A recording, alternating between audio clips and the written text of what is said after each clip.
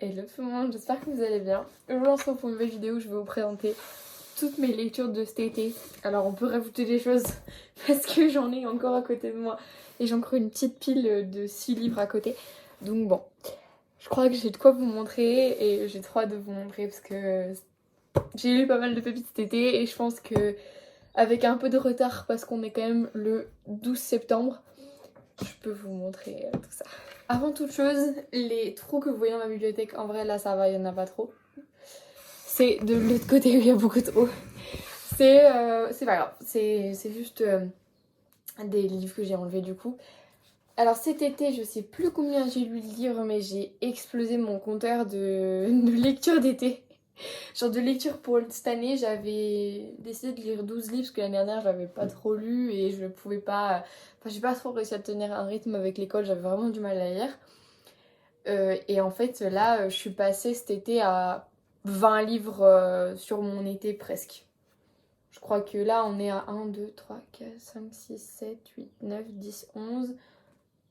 Ouais, 17 livres rien que cet été. Bon, c'est pas énorme, mais ça fait en moyenne, ouais, 8 livres par mois à peu près. Donc ça va. C'est raisonnable, je pense. Surtout que là, j'ai vraiment profité du coup pour faire pas que ça. Je vais abîmer mon livre en bas, mais bon, c'est pas grave. J'ai vraiment profité de mon été pour faire que ça. Donc voilà, il n'y a pas vraiment de livres qui m'ont déçu par contre, c'était. Pour la plupart, c'était des bonnes lectures et du coup, j'en suis assez contente. Mais c'était vraiment pour vider ma palle, puisque j'ai beaucoup de livres dans ma palle. Mais beaucoup de pépites en tout cas, des livres qui ont traîné dans ma palle, etc. Et qui au final étaient vachement bien. Et j'aurais lu lire bien avant. Mais bon, c'est pas grave, ça, je pense qu'on a tous ce genre de trucs. Alors, on va commencer par mes lectures donc, que j'ai eues.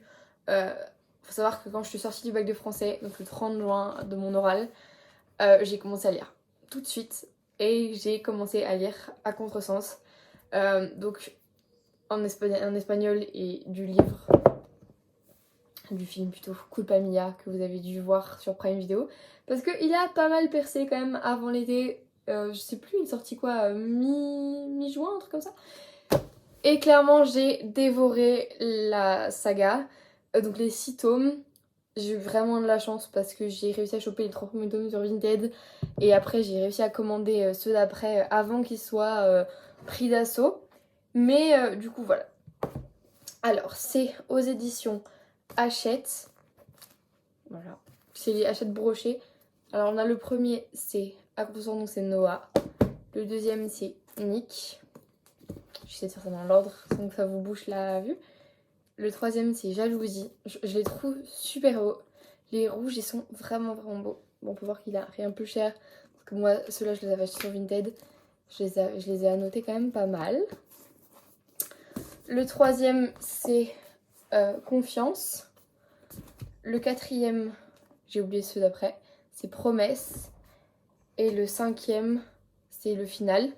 Alors, j'ai mis 4 étoiles pour toute la série parce qu'en vrai, c'est.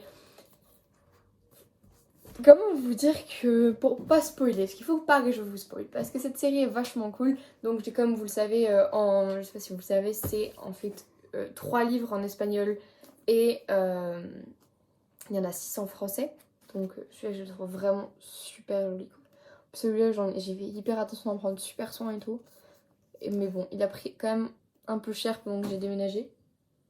Oh, encore des livres qui tombent, super. J'ai vous entendu des petites tapes parce qu'en fait mes livres tombent puisque j'en ai enlevé. Et bah avec le déménagement il a quand même pris un peu cher, mais là surtout.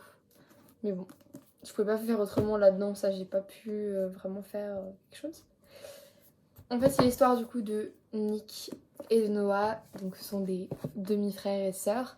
Noah elle va débarquer du coup chez Nick avec sa mère, donc sans vous spoiler parce que en fait il y a des détails qu'on dit pas dans le film et que je vais pas vous spoiler parce que c'est clairement mieux.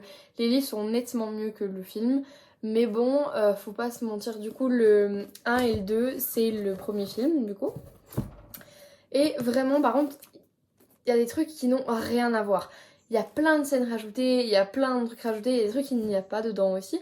Et franchement, j'ai préféré les livres au film, même si bon, les scènes les plus connues du film, par exemple la scène de course-poursuite de voiture qu'ils font à la fin entre la Porsche et l'Audi, elle n'existe pas là-dedans.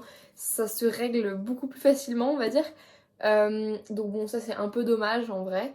Mais il y a plein de trucs comme ça qui n'existent pas dans le livre ou bien qui existent dans le livre et qui n'existent pas dans le film. Et Noah va donc arriver chez Nick. Et clairement, elle va pas se laisser faire quoi. Nick, c'est un gros tombeur. Il a pas l'habitude que les filles lui résistent. Et en fait, il va arriver devant Noah. Et Noah va un peu lui montrer qu'elle en a rien à foutre de sa figure. Et en fait, il va un peu vriller quand même parce qu'il est pas très content que Noah ne lui résiste pas. Et en fait, ils vont avoir une attirance innée tous les deux parce qu'en fait, c'est vraiment. Comment dire, c'est obligé quoi, ça crève les yeux, c'est Noah et Nick point barre. Et en fait ils vont vraiment au fur et à mesure du premier tome, il me semble qu'ils sortent ensemble à la fin du premier tome, avec la famille, etc. Leurs amis ils disent rien parce qu'en vrai, voilà, ils sont pas frères et sœurs de sang, ils sont demi-frères et sœurs, donc clairement on peut pas dire que ce soit bizarre, que ce soit de l'inceste ou quoi que ce soit, même si clairement les gens trouvent ça bizarre et je suis d'accord avec eux. Moi j'étais... je m'en foutais un peu. En vrai, c'est un peu un Forced Proximity, Enemies to Lovers, c'est un peu... Enfin, c'est un Step Brothers and Sisters, hein, to Love, ça c'est clair. Mais du coup, voilà. Juste, moi, ce qui m'a dérangé, c'est dans les deux, voire les trois derniers, je crois. Il me semble, c'est dans Confiance, je crois, le 4, ils s'embrouillent fortement.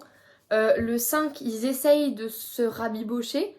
C'est au milieu du 4, il me semble, qu'ils s'embrouillent. Et ça part en couille, vraiment. Dans le 5, ils essaient de se rabibocher, ça se remet, ça repart, ça se remet, ça se repart. Chaque fois. Et dans le 6, il se passe un événement qui fait que ils doivent se remettre ensemble. Et je trouve que vraiment, même si Noah le dit à un moment donné, j'ai vraiment l'impression que c'est pour ça qu'on est de nouveau ensemble, etc. Moi, je trouve que ça crève les yeux et j'arrivais pas à m'enlever ce truc de la tête de me dire qu'ils se remettaient pas ensemble pour ça et par amour aussi. Et j'avais vraiment, vraiment du mal. Et je m'attendais pas à ça. Genre, vraiment, je m'attendais pas à ça. Spoiler alerte, avancez de 10 secondes si vous voulez pas être spoilé. Du coup, elle tombe enceinte et moi, je m'y attendais pas du tout. Je pensais que ça allait arriver dans le spin-off, enfin dans l'épilogue. Mais là j'étais choquée, j'étais là non, me faites pas ça, j'étais à deux doigts de décrocher. Du coup là le 6, j'étais un peu dégoûtée. Il est très beau, mais bon, je suis un peu dégoûtée de l'intérieur quand même. Et on peut voir quand même celui-là que j'ai un peu moins noté quand même par rapport aux autres. Mais en vrai il reste toujours... Attends, je vais prendre un autre. Regardez, d'habitude je note quand même beaucoup plus que là. Voilà, c'est quand même une différence, j'ai beaucoup moins bien aimé. Par contre, je sais plus si c'était le 4 il me semble. Le 4 pour moi c'était un... Ça a frôlé les 5 étoiles, il était incroyable. Le 5 enfin le 4 était inné pour moi, j'ai tellement aimé, ça coulait de source. J'ai trop kiffé. Donc vraiment, si vous hésitez pour lire la saga, allez-y. Et si vous l'avez lu, n'hésitez pas à mettre un commentaire parce que franchement, et donnez votre avis parce que franchement moi je connais personne qui a réussi à les lire parce que puisqu'ils ont été pris d'assaut comme l'était Où je suis devenue jolie l'année dernière, bah en fait on n'a pas...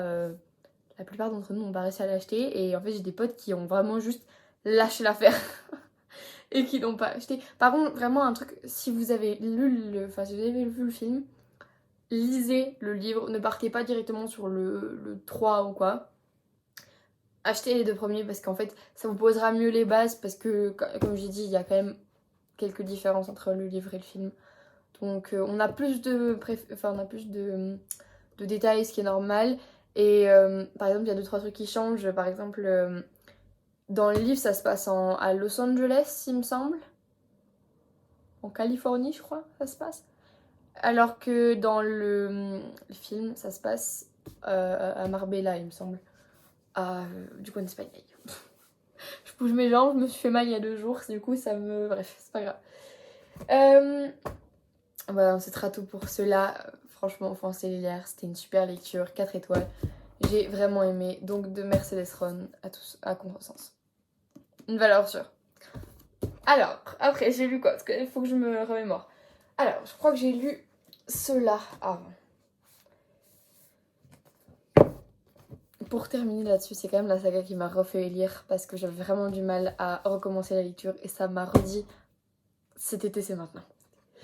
Donc ce que j'ai lu après c'est la duologie pour le moment, The Devil's Son, donc c'est The Devil's Son de Chloé Wallerand aux éditions Plume du Web. Ils sont juste incroyables. Alors le tome 1 je le trouve juste un magnifique, vraiment il est trop beau, il est super joli. Alors celui-là c'est quand même un gros coup de cœur et le 2 il est comme ça. Alors vraiment, pour vous dire, je les ai finis, j'ai fait ok. Ok. Genre le 1 il serait dans ma palle depuis décembre je crois, un truc comme ça. J'ai tellement accroché à ce livre que je me suis dit Maëline, comment tu as pu le laisser dans ta palle depuis décembre, genre comment j'ai pu, je ne sais même pas encore maintenant comment j'ai pu le faire parce que ça coulait tellement de source pour moi, genre c'est comme le 4 de la contresens, je l'ai lu et j'ai fait ok, genre j'adore et j'ai supplié ma mère pour acheter le deuxième et du coup elle m'a acheté le deuxième après et on a précommandé le 3 qui est magnifique, qui ressemble aux deux mais juste qu'il est tout noir et gris et voilà, par rapport à ça pas grand chose de plus à dire mais dans l'idée c'est l'histoire de Avalon et Clark. Donc Avalon c'est une jeune fille qui rentre à l'université, qui arrive, qui se dit bon bah les gars moi j'ai une maladie cardiaque, moi je suis là pour faire ma vie et pouvoir faire des trucs. Clairement, ça n'a pas toujours été tout rose dans sa vie, ça c'est clair et net. Son père est mort quand elle était jeune, et elle s'est retrouvée toute seule avec sa mère et elle a vécu du coup entre guillemets pas la précarité, mais c'était très compliqué pour sa mère de subvenir à ses besoins, etc. Donc clairement, c'était pas très facile, surtout que ses problèmes de santé, etc. Pour sa mère, ça a toujours été très compliqué. Et même pour elle, même si elle le dit pas, mais qu'elle le sous-entend dans des livres, il me semble que c'est dans le premier, je crois qu'elle le dit d'ailleurs, que elle préfère souffrir elle-même d'être seule plutôt que faire souffrir ses proches. Et donc depuis qu'elle est petite, elle essaye de... Voilà, elle met de la distance entre les gens et elle parce qu'elle veut pas les faire souffrir le jour où elle partira. Et donc c'est vraiment triste au début. Sauf que sa vie prend un tournant pas possible à partir du moment où elle se retrouve... Je regarde si j'ai le nom derrière, parce que j'ai complètement oublié. Je l'ai lu au début de l'été, j'ai complètement oublié comment s'appelle la fille en question. Super. Non, j'ai oublié comment elle s'appelle. Attends, je regarde si je l'ai pas... En plus, je trouve ça trop bien parce qu'en plus, il parle de la mythologie nordique dedans. Et c'est vraiment pas une religion que tu connais. Et il me semble que c'est dans Fallen Angel. Ils en reparlent. Fallen Angel? J'ai un doute. Fallen Angel... J'allais dire Icebreaker, mais je pense que c'est dans Icebreaker que je l'ai vu. Je crois que c'est Fallen Angel où il reparle de la religion nordique et je me dis waouh. Donc c'est vraiment une religion qu'on connaît pas et en plus il y a énormément de petits encadrés comme ça où en fait elle explique les termes et j'ai trouvé ça tellement bien, genre c'était hyper intéressant et c'était un peu barbant parfois quand même parce que je me forçais un peu à le lire en me disant bon bah attends sinon je comprendrais pas et tout et du coup ça me coupait dans le délire mais bon c'est pas grave. Mais voilà, du coup, elle va tomber dans la chambre d'une fille, j'ai complètement oublié son nom, qui a 2 ans de plus qu'elle, il me semble. Et en fait, elles vont se lier d'amitié tout de suite. Et en fait, son frère fait partie d'un gang. Elle va, elle va le rencontrer incessamment sous peu. Donc, le gang, c'est The Devil's Son. Enfin, c'est The Devils. Et du coup, c'est vachement sympa. Parce que elle va se retrouver dans un délire un peu bizarre. En fait, j'ai peur de vous spoiler parce que c'est très compliqué de pas spoiler un cette histoire. Vraiment, ma pauvre maman, elle voulait le lire et tout. Et en fait, je vais tout spoiler. Du coup, elle avait trop la haine. Mais bon. Elle va se retrouver mêlée dans un gang. C'est un peu bizarre. Surtout qu'il y a plein de secrets dans ce gang. Elle va commencer à savoir des choses, même sur elle-même par rapport au gang, qu'elle n'est pas si étrangère à ce gang que ça au final. Et ça part en des délires. Surtout qu'il y a une grosse embrouille à un moment donné. Parce qu'elle est, entre guillemets, interdite de sortir avec Clark. Donc le second du gang. Et elle peut pas quoi. C'est-à-dire c'est une relation interdite.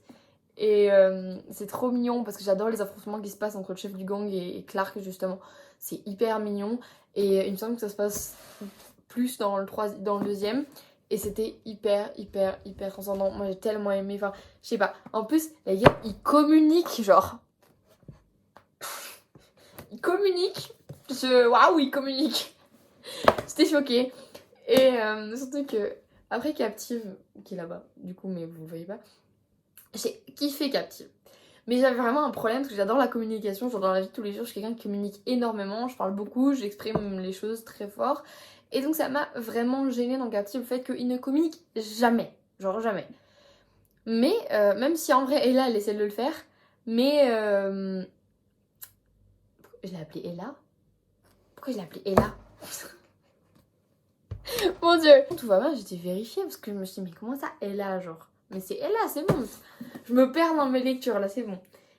Et donc je me dis oh, même si elle essaye du coup de communiquer avec Asher, il est pas trop ok lui. Mais là par contre Avalon elle communique avec Clark, il écoute. Et Clark il communique aussi, c'est incroyable. Genre vraiment, en plus il est vraiment pas dans un délire comme Asher où il assume pas ses sentiments pour et là du coup Clark il se tait. Quand ils font des remarques au début, les garçons, en disant oh là là, vous allez finir ensemble et tout, Clark, juste, il dit rien, genre, il se barre. Genre, voilà, donc il est vraiment dans ce délire où il assume pas et tout, genre, vraiment, il assume, genre. Ça m'a fait trop plaisir et vraiment, genre, j'ai trouvé mon style de lecture préféré. C'est vraiment ce truc où il communique à mort. Et c'est vraiment tout ce que j'aime. C'est waouh, genre j'ai vraiment tellement aimé et du coup j'ai précommandé direct le tome 3. Bon, du coup, je disais que j'avais précommandé directement le tome 3. Mais donc, c'est là ma ligne de montage qui veut dire qu'il y aura du coup une deuxième partie avec la vidéo parce qu'en fait, c'est trop long. Sinon, je peux pas vous faire une vidéo.